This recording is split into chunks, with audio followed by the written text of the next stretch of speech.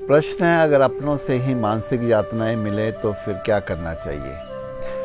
हम सबके जीवन में ये चॉइस तो है कि हमें जो दूसरों से मिलता है उसको लेना है या नहीं लेना, ये तो हमारे बस में है। और अगर ये है कि हमें मिलता ही है और उसको कैसे लेना है, ये भी हमारी समझ के अंदर है। अब जिसे आप मानसिक यातनाएं कह रहे हैं, आप उसको यातनाएं की तरह लेते क्यों हैं? आप उसमें ज्ञान क्यों नहीं शामिल करते कि हम किसी के विचारों को बदल नहीं सकते, हम किसी की जुबान को रोक नहीं सकते, हम किसी के नज़रिए को नहीं बदल सकते।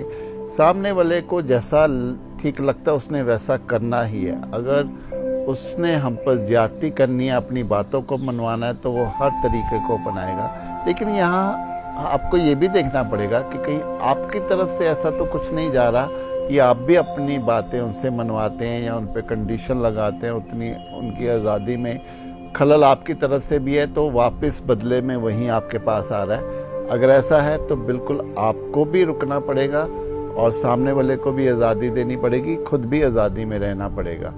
और मेरा ये भी मानना है कि अगर आपकी तरफ से ऐसा कुछ नहीं हो रहा, सामने वाले की तरफ से आ रहा है, तो जितनी प्रतिक्रिया आप देते जाएंगे वो उतना ही प्रेशर उधर से बढ़ता चला जाएगा, वो यातनाएं बढ़ती चली जाएगी, क्योंकि फिर उन्हें भी मज़ा आने लगता है कि इसको वो यातनाओं से तकलीफ़ होती है, तो उनके पास फिर यही एक रास्ता रह जाता है। लेकिन जहाँ आप अपने आप को संभाल लेते हैं, केंद्रित रहते हैं, आपको इन यातनाओं की तरह नहीं लेते, आप वहीं पे अपने आप को एक ऐसा दायरा बना लेते हैं कि जिससे आपको कोई डिस्टर्बेंस नहीं होती, तो सामने वाला भी धीरे धीरे पीछे हटना शुरू हो जाता है। लेकिन उसमें आपकी चुप्पी का होना बहुत ज़रूरी है। थोड़े दिन, थोड़े समय अगर आप चुप्पी में निकाल लेते हैं तो फिर वो जो उसमें बल नहीं रहता, उन यातनाओं को देने में बल नहीं रहता, ये आपको समझना पड़ेगा। और ईश्वर को साथ लेके चले।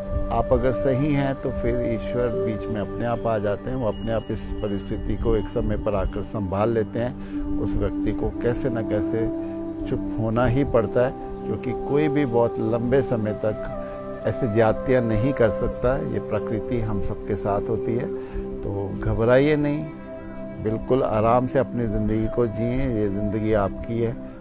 जहाँ पर आपको लगता है कि कैसे अपने आप को शांत रख सकते हैं, कैसे अपने आप को एक बिल्कुल बचा सकते हैं, सुरक्षा में रख सकते हैं, वो सब रास्ते आप अपने पर अपना सकते हैं। लेकिन घबराइए नहीं, यहाँ घबराने से कुछ नहीं होता। ज़िंदगी ऐसी ही है, इसको कैसे भी समझकर अपनी सूझबूझ से, अपने धैर्य से जितना इसको अच्छी तरह से जिएंगे, ज़िंदगी आपका उतना ही साथ देगी।